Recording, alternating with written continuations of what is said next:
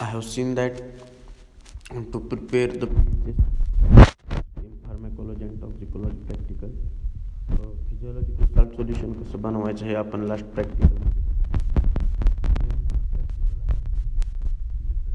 practical the title of practical the aim of practical is to interpret from the graph by observing the effect of adrenaline on heart rate and force of contraction on isolated heart of frog by using the CD of MSBT. तर in that practical आपण बघणार आहोत की दिस practical ह्या प्रॅक्टिकलमध्ये आपल्याला C डीची गरज आहे, पण आपण सी डी ऑर्डर केलेली आहे. ज्यावेळेस फिजिकली कॉलेज चालू होईल तुमचं त्यावेळेस तुम्हाला सी डी थ्रूसुद्धा माहिती मिळेल किंवा सी डी पण तुम्हाला वॉच बघायला भेटतील. बट नाव दिस टाईम आपण तरीही प्रॅक्टिकल बघणार आहोत जसे आपल्याला मॅन्युअलमध्ये दिलेले आहे त्या प्रकारे. तर बघा, to interpret from the graph by observing the effect of adrenaline on heart rate. ॲड्रेनलचा इफेक्ट हार्ट रेटवर काय होतो हा इथे आपल्याला ऑब्झर्व करायचा आहे. And force of contraction on isolated heart of frog हे आपल्याला पाहायचं आहे. ह्यामध्ये आपल्याला करायचं काहीच नाही, हे फक्त ऑब्झर्व करायचं आहे आणि ऑब्झर्व करून सी डी बघून आपल्याला ह्याचे आन्सर द्यायचे असतात. तर बघा, प्रायवर कॉन्सेप्टमध्ये बघा, anatomy and physiology of heart, atria, atria, ventricles. Then कॉन्सेप्ट्समध्ये बघा, प्रपोजिशन 1मध्ये काय सांगितलं आहे, drugs may influence the rate and force of contraction of the heart. आता drugs may be influence the rate, ज्यावेळेस रेट इन्फ्लुएन्स होतं त्यालाच आपण क्रोनोट्रॉपी म्हणतो, अँड फोर्स इन्फ्लुएन्स होतं त्यालाच आपण आयनोट्रॉपी म्हणतो. तर इथं तसं सांगितलेलं आहे, drugs may influence in the rate and force of contraction of the heart and increases in the heart rate is called as positive chronotropic effect. यालाच पॉझिटिव्ह क्रोनोट्रॉपिक इफेक्ट असं म्हणलं जातं. Fight negative chronotropic effect is a decreases heart rate, ज्यावेळेस decreases heart rate होतो त्यावेळेस negative chronotropic effect असं म्हणलं जातं. सिमिलरली बघा, increases in force of contraction is called as positive inotropic effect and decreases in force of contraction is called as negative inotropic effect. This may be understand you. Then proposition 2 मध्ये बघा, mechanism of action मध्ये काय सांगितलंय, sympathomimetic amines such as adrenaline and non adrenaline produces positive chronotropic and positive inotropic effect. आता सिम्पॅथोमायमेटिकमध्ये म्हणजे काय, तर आपण बघितले सिम्पॅथोमायमेटिक म्हणजे simulate the nervous system of sympathomimetic. आणि पॅरासिम्पॅथोमायमेटिकमध्ये पण त्याचे simulate the nervous system in parasympathomimetic. तर त्यामध्ये तोच डिफरन्स येतो. तर sympathomimetic amines such as adrenaline and non adrenaline produce positive chronotropic. ह्यामध्ये ॲड्रेनलिन आणि नॉन ॲड्रेनलिन हे प्रोड्यूस पॉझिटिव्ह क्रोनोट्रॉपिक इफेक्ट करतं आणि पॉझिटिव्ह आयनोट्रॉपिक इफेक्ट करतं बाय ॲक्टिंग ऑन ॲड्रेनर्जिक ॲक्ट करून. देन बघा काय सांगितले, receptors which are present in heart, beta receptors which are present in heart, आणि त्याचप्रकारे बीटा रिसेप्टार हे प्रेझेंट असतात हार्टमध्ये. देन बघा, whereas parasympathomimetic such as acetyl choline process negative chronotropic and negative inotropic. म्हणजे अपोजिट, बरोबर, सिम्पॅथोमायमेटिकच्या अपोजिट तिथे ॲड्रेनलिन इफेक्ट करणार, इकडे ॲसिटाइल कोलिन इफेक्ट करणार आहे. आणि तिथे प्रोड्यूस काय होतं तर पॉझिटिव्ह क्रोनोट्रॉपिक, पॉझिटिव्ह आयनोट्रॉपिक. इथं निगेटिव्ह क्रोनोट्रॉपिक आणि negative inotropic by acting on muscarinic. इथं मस्कॅरिनिक करते, तिकडे काय करते तर ॲड्रेनर्जिक करते. आणि इथं बघा, M2 receptors which are present in heart, जे की प्रेझेंट हार्टमध्ये असतात. देन ही मेकॅनिझम ऑफ ॲक्शन तुम्हाला समजली का, की सिम्पॅथोमायमेटिकमध्ये काय होतं आहे, पॅरासिम्पॅथोमायमेटिकमध्ये काय होतं आहे. देन बघा, प्रपोजिशन 3मध्ये बघा, ॲक्शन पोटेन्शियल. आता phenomenon of continuously varying potential difference across the cell membrane is called as action potential. The cardiac cell have an unusually long action potential which can be divided into 5 pages. आता हे तर बघा काय सांगितलं आहे, the फेनॉमिनॉन of continuously varying potential difference. म्हणजे ज्यावेळेस regularly varying potential difference होणार आहे आणि अक्रॉस द सेल मेम्ब्रेन, त्यालाच आपण ॲक्शन पोटेन्शियल म्हणणार आहे. आलं लक्षात. आणि द कार्डियक सेल्स, आता ज्या कार्डियक सेल्स आहेत तर त्या डिवायडेड 4 पेजेसमध्ये केलेल्या आहेत. The cardiac cells have an usually long action potential. Cardiac सेल्सची ही लॉंग ॲक्शन पोटेन्शियल आहे and which can be divided into 4 phases. तर त्याच्या 4 पेजेस कोणकोणत्या आहेत बघू आपण.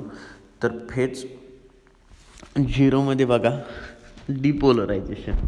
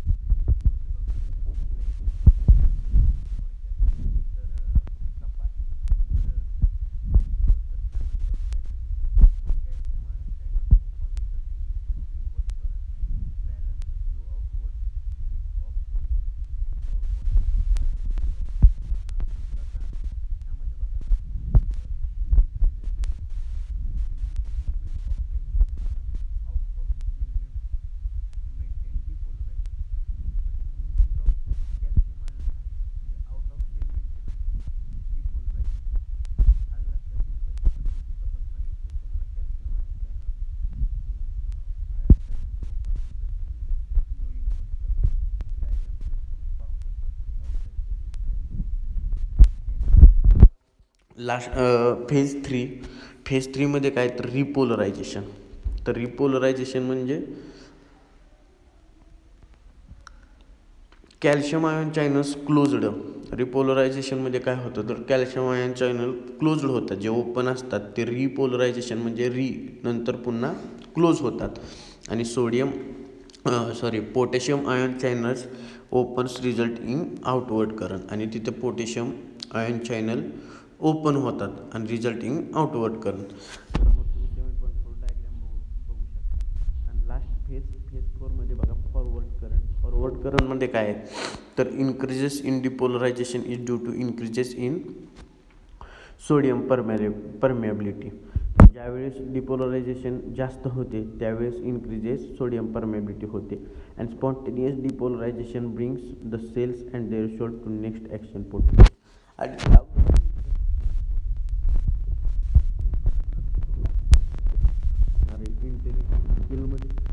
to understand the mechanism of action of adrenaline and interpretation from the graph of observation. तुम्हाला अंडरस्टँड होणार आहे की आपल्याला काय काय प्रोसेस करायचं आहे. पार्शियल रिपोलरायझेशन कसं करायचं आहे, प्लॅच्यू फेज कशी बघायची, रिपोलरायझेशन कसं करायचं आहे, फॉरवर्ड करंट कसं करायचं, हे सर्व तुम्हाला गोष्टी लक्षात येणार. देन बघा that motor skill ability to operate the computer and CD. ज्यावेळेस तुम्ही CD बघणार आहेत, CD म्हणजे ज्यावेळेस हे प्रॅक्टिकल तुम्हाला येणार आहे त्यावेळेस तुम्हाला कॉम्प्युटर पण ऑपरेट करायला जमणार आहे आणि तुम्ही ते शिकणार आहे. थोडक्यात रिक्वायरमेंटमध्ये बघा काय लागणार आहे तर आपल्याला कॉम्प्युटर विथ लॅन सिस्टीम आणि MSBT CD, जे की प्रॅक्टिकल त्या CDमध्ये असणार आहे. देन स्ट्रेंथ ऑफ द ॲड्रेनलिनमध्ये बघा adrenal is equal to 100 microgram per ml. 1 microgram is equal to 1000 microgram and 1 microgram dissolve 10 ml of distilled water it gives 100 microgram per ml. आता information from CD हे आपण physically part बघूया हा सर्व. Then diagram बघा तुम्ही. Assembly कशा प्रकारची असणार आहे आयसोलेटेड हर्ट ऑन फ्रॉग एक्सपेरिमेंटची. म्हणजे आपण लास्ट टाईम पण बघितलेली आहे ही असेंब्ली कशी आहे काय. शेअरिंग टंग्स रेकॉर्डिंग ड्रम जो की रोटेट होणार आहे. शेअरिंग टंग्स रेकॉर्डिंग डिव्हाइस जो डिव्हाइस त्याला रन करणार आहे. त्यानंतर Syme's cannula isolated heart of frog Starling heart's lever intravenous drip stand. ह्या सर्व गोष्टी तुम्हाला शिकायला भेटणार आहे तिथे. देन ग्राफ बघा. ग्राफिकल रेकॉर्ड कसं दाखवलं आहे बघा. नॉर्मल ॲड्रेनलिन आणि नॉर्मल ॲड्रेनलिनमध्ये जरा ब्रॉड झालेलं आहे आणि नॉर्मल दोन्ही पण सेमच आहे. देन स्टेप वाईज प्रोसिजरमध्ये बघा. प्रोसिजर आपल्याला काय सांगते. Listen to the procedure carefully from the C D. पहिल्यांदा आपण सी डी जी काय सांगणार आहे प्रोसिजर ते आपण समजून घ्यायचे आहे व्यवस्थित. Read the following steps. नंतर ह्या स्टेप्स आपण रीड करून घ्यायचे आहेत एकदा वाचून घ्यायचे आहेत आपल्या मॅन्युअलमध्ये. Pick the frog and pin in to the frog board. म्हणजे फ्रॉग उलटं करायचं आहे आणि pin to the frog board म्हणजे पिक द फ्रॉग बोर्डला थोडक्यात ते फ्रॉग टाय करायचे. Give a mid line incision of the abdomen म्हणजे थोडक्यात मिड लाईन एक उभी रेष आखायची. त्याच्या उभी रेष ही करायचे त्याच्या ओटीपोटाच्या जवळ थोडक्यात ॲबडॉमेन जवळ. देन बघा remove the pectoral girdle and expose the heart. म्हणजे पेक्टोरल गिर्डल हे रिमूव्ह करायचे अँड एक्सपोज द हर्ट करायचं. देन बघा carefully remove the pericardium and put a few drops of frog ringer over the हर्टच्या over म्हणजे हर्टच्या भोवताली frog ringer solution द्यायचं आहे आणि केअरफुली पेरिकार्डियमसुद्धा आपल्याला रिमूव्ह करायचं आहे. देन बघा ट्रेस द इंटेरियर व्हेना कावा हा ट्रेस करायचा आहे थोडा दाबून ठेवायचा आहे. And pass a thread below it and give a small cut of order to insert the venous cannula. म्हणजे थोडासा कट घ्यायचा आहे त्याचा. Which in turn connected to a perfusion bottle containing frog stringer. आणि तो परफ्युजन बॉटलमध्ये थोडक्यात प्लेस करायचा आहे. देन बघा insert the cannula in the vena cava and tie the thread to assure the cannula in place. म्हणजे जो कॅन्युला आपण कट केलेला आहे तो इन्सर्ट करायचा आहे in the vena cava and the thread जो थ्रेड आहे to assure the cannula in place. Cannula in प्लेसवर तो थ्रेड टाय करायचा आहे थोडक्यात. Give a small cut in one of the aorta for the perfusate to come out. नंतर अजून तो जो स्मॉल कट आहे मग स्मॉल कट एक घ्यायचा आहे कशाचा तर कॅन्युलाचाच आणि of the aorta from the perfusate to come out आणि परफ्युजेट कम आउट करण्यासाठी. देन बघा adjust a proper venous pressure by using Mariotte's bottle which helps in attaining the constant pressure. Mariotte's bottle आपल्याला help करणार आहे constant pressure ठेवण्यासाठी. And start the perfusion by opening screw clamp attach to the tube. आणि ते ट्यूबला थोडक्यात tie करून टाकायचे. देन बघा cut the other parts attached to the heart and isolated the hurt.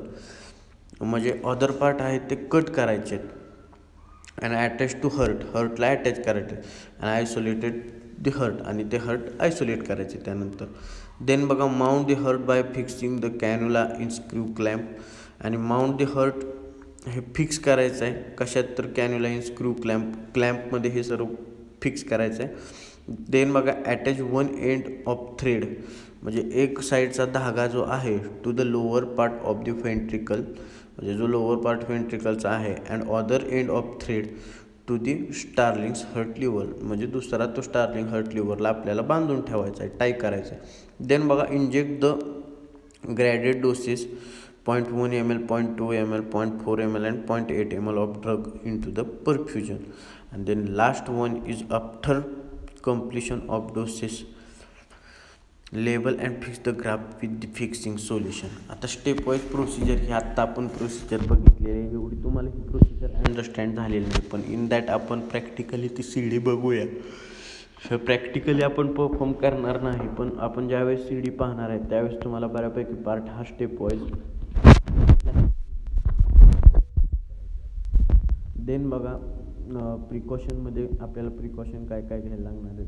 Remove the blood from the heart completely after giving the small cut. म्हणजे ज्यावेळेस आपण एखादा कट करणार आहे त्यावेळेस ब्लड तर येणार आहे, तर ते रिमूव्ह करायचे कम्प्लिटली. देन बघा give the sufficient time for the heart to recover between the two doses of drug by taking the baseline every time. म्हणजे आपण कट घेतल्यानंतर किंवा पार्ट रिमूव्ह केल्यानंतर त्याला सफिशियंट टाईम द्यायचा रिकवर होण्यासाठी डोसेस आणि ड्रगचा. देन बघा the rotation of sharing the recording comes to be away from the liver. म्हणजे यावेळी आपली जी असेंब्ली आहे आणि असेंब्लीचा जो हे आहे शेअरिंगचा रेकॉर्डिंग कम आहे तो completely away from the liver असला पाहिजे. देन बघा ऑब्झर्वेशन टेबल. ज्यावेळेस सी डी पाहताल त्यावेळेस तुम्हाला समजेल लिहायचं. ऑब्झर्वेशन टेबलमध्ये काय काय आहे बघा. Dose of adrenaline, heart rate बीट्समध्ये मिनिट्समध्ये, त्यानंतर फोर्स ऑफ कॉन्ट्रॅक्शन आणि टोन, त्यानंतर कॅल्क्युलेशनचा पार्ट पण आपण तेव्हाच बघणार आहे. तर this practical will be stop here. To understand this practical goodly and to read the practical first in the manual.